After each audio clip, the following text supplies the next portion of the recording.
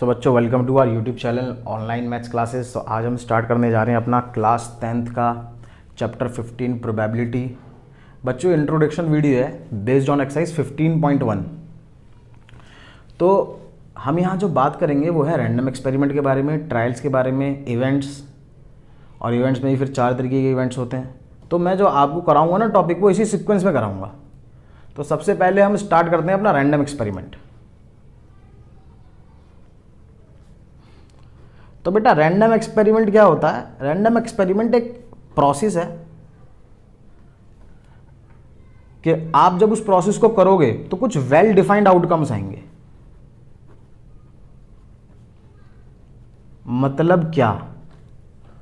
मान लो हमने कहा भाई अ कॉइन इज टॉस्ड,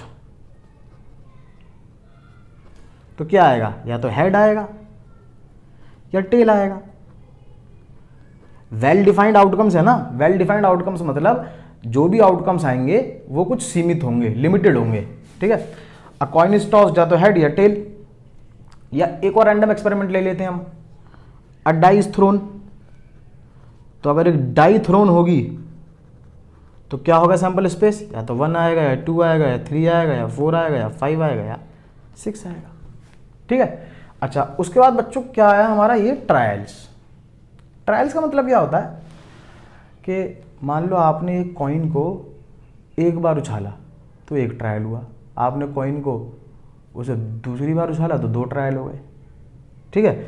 आपने एक बार डाई उछाली तो 1 ट्रायल हो गया, आपने वही डाई अब दोबारा उछाली, दोबारा ट्राई करा तो वो 2 ट्रायल हो गए। ये तो हो गया ट्रायल। ठीक है। उसके बाद हम देखते हैं प्रोबेबिलिटी का फॉर्मूला। तो बच्चों, प्रोबेबिलिटी ऑफ एन इवेंट, इसका फॉर्मूला होता है number of favourable outcomes upon में टोटल नंबर ऑफ आउटकम्स। मान लेते हैं जी अ कॉइन इज टॉस्ड। ठीक है। और हम चाहते हैं हमारा इवेंट ये हो कि हेड कम्स अप, कि हेड आ जाए। तो प्रोबेबिलिटी ऑफ हेड क्या होगी? तो नंबर ऑफ फेवरेबल आउटकम्स। तो भाई जब एक कॉइन टॉस होगा तो या तो हेड आएगा या टेल आएगा। तो हमें क्या चाहिए? हेड चाहिए। तो फेवरेबल आउटकम क्या होगी हमारी? 1 अपॉन में total number of outcomes upon में 2। ऐसी प्रोबेबिलिटी ऑफ टेल क्या होगा? भाई टेल कितनी बार आ रहा है? एक बार। और टोटल आउटकम्स कितनी हो गई? 2। अब हम आते हैं पहले अपने कंप्लीमेंट्री इवेंट्स पे।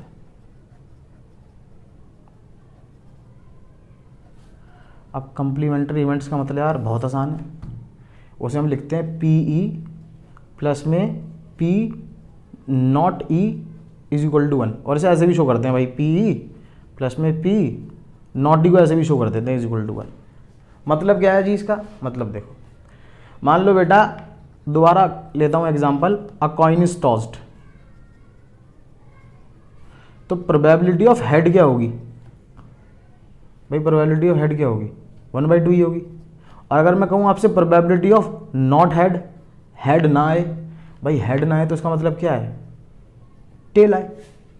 ठीक है। और टेल भी कितनी बार आएगा? एक बार ही आएगा, तो उसकी प्रोबेबिलिटी भी क्या होगी? 1/2। तो आप एक बात देखो, अगर मैं PH में प्लस में P नॉट H जोड़ूं तो कितना आएगा जी? 1/2 प्लस में 1/2, that is 2/2 which is equal to 1। ठीक है। तो ये जो 2 इवेंट्स है ना, हेड आए और नॉट हेड आए, ये आपस में कंप्लीमेंट्री इवेंट्स हैं। Complementary events. ठीक। अब दूसरा आते हैं जी इम्पॉसिबल इवेंट्स पे। इम्पॉसिबल इवेंट्स,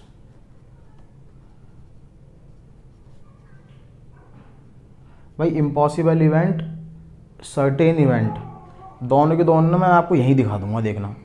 इम्पॉसिबल भी और सर्टेन भी, बहुत आसान है। मान लो बच्चे, अ डाई इज थ्रोन, एक डाई फेंका, तो सैंपल स्पेस क्या आएगा? 1 2 3 4 5 6। अगर मैं कहूं भैया probability of getting less than 1 से कम आने की प्रोबेबिलिटी क्या होगी? तो भैया 1 से कम आने की प्रोबेबिलिटी, भाई 1 से कम तो कुछ है ही नहीं ना यहाँ पे, तो क्या होगी 0/6, भाई 0 ही तो होगी, है ना भाई, 1 से कम कुछ है ही नहीं। तो जब भी प्रोबेबिलिटी की वैल्यू 0 आ जाए तो ऐसा इवेंट जो है ना वो इम्पॉसिबल इवेंट है। देखो ये तो हमारा प्रोबेबिलिटी का आंसर आया है, इवेंट हमारा ये है गेटिंग लेस देन 1, तो ये जो हमारा इवेंट है कैसा इवेंट है? इम्पॉसिबल इवेंट का एग्जाम्पल है। सर्टेन इवेंट क्या होता है? अगर मैं कहूं probability of getting less than 7, मतलब 7 से कम आए। अब यार खुद चेक करो आप, एक डाई जब आप फेंकोगे तो सारे के सारे नंबर 7 से तो कम ही है, तो क्या होगी 6/6, तो आंसर क्या आ जाएगा 1। तो जब प्रोबेबिलिटी का आंसर 1 आ जाए तो उसे हम कहते हैं जी सर्टेन इवेंट, सर्टेन इवेंट। और एक और चीज़ कहते हैं जी उसे हम श्योर इवेंट। ओके जी, अब आगे बढ़ते हैं हम एलिमेंट्री इवेंट्स पे।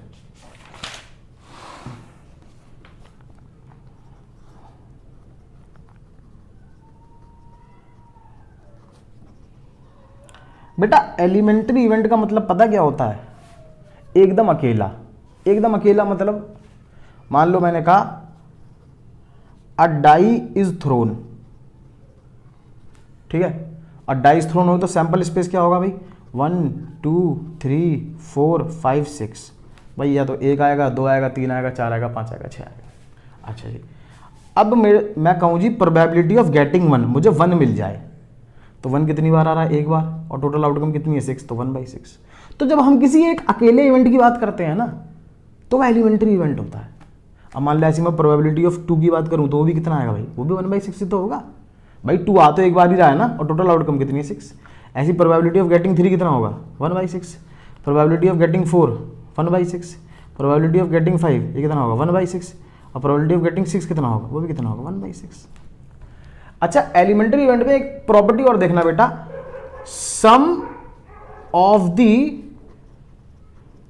Probabilities of all elementary events is equal to 1। मतलब क्या कि आप सारे एलिमेंट्री इवेंट्स की अगर प्रोबेबिलिटी को जोड़ देना तो आपके पास सम 1 आ जाएगा। तो देखो कैसे, प्रोबेबिलिटी ऑफ गेटिंग 1 प्लस में प्रोबेबिलिटी ऑफ गेटिंग 2 प्लस में प्रोबेबिलिटी ऑफ गेटिंग 3 प्लस में प्रोबेबिलिटी ऑफ गेटिंग 4 प्लस में प्रोबेबिलिटी ऑफ गेटिंग 5 प्लस में प्रोबेबिलिटी ऑफ गेटिंग 6, तो कितना आएगा आंसर जी? 1 का क्या आएगा 1/6, ये कितना होगा 1/6 प्लस में 1/6 फिर 1/6 फिर 1/6 फिर 1/6, एलसीएम लेके कितना आ जाएगा चेक करो, 1 + 1 + 1 + 1 + 1 + 1, तो 1 2 3 4 5 6, तो कितना आ गया हमारा 6/6, जो कि कितना हो गया बच्चों हमारा हो गया 6/6 = 1 हो गया। ठीक है, अच्छा जी, अब आते हैं हम, क्या हो गया हमारा, देखो भाई इवेंट्स हो गया, अब आते हैं हम आउटकम्स पे। अब बच्चों आउटकम्स में जो 2 केस है ना वो आपको ढंग से समझने हैं, एक तो इक्वली लाइकली और नॉन इक्वली लाइकली। तो इक्वली लाइकली देखो यार बहुत आसान है, बहुत आसान। इक्वली लाइकली मान लो यार अ कॉइन इज टॉस्ड, एक कॉइन टॉस्ड हुआ तो क्या आएगा, या तो हेड आएगा, ठीक है, या टेल आएगा। तो प्रोबेबिलिटी ऑफ हेड क्या होगी 1/2, ठीक है, और ऐसी प्रोबेबिलिटी ऑफ टेल क्या होगी भाई, वो भी 1/2 ही तो होगी। तो आप देखो दोनों इवेंट की प्रोबेबिलिटी क्या हो गई इक्वल। तो ऐसा रैंडम एक्सपेरिमेंट जहां पे हर एक इवेंट की प्रोबेबिलिटी बराबर हो वो होता है इक्वली लाइकली। तो नॉन इक्वली लाइकली क्या होता है वो देखो, नॉन इक्वली लाइकली मान लो बेटा एक बैग है, एक बैग में 3 रेड बॉल हैं और 4 ब्लैक बॉल हैं, ठीक है। तो टोटल बॉल्स कितनी हो गई, टोटल बॉल्स हो गई हमारी 7। तो प्रोबेबिलिटी ऑफ रेड बॉल कितनी होगी जी, तो रेड बॉल कितनी है हमारी 3/7 भाई, फेवरेबल आउटकम अपॉन में टोटल आउटकम। ऐसी प्रोबेबिलिटी ऑफ ब्लैक बॉल कितनी होगी, वो होगी 4/7। लेकिन अब आप यहां देखो रेड और ब्लैक बॉल की ये 2 अलग इवेंट है, इनकी प्रोबेबिलिटी इक्वल है, इक्वल नहीं है, तो ये कौन सा केस हो गया, नॉन इक्वली लाइकली आउटकम का। ठीक है बच्चे।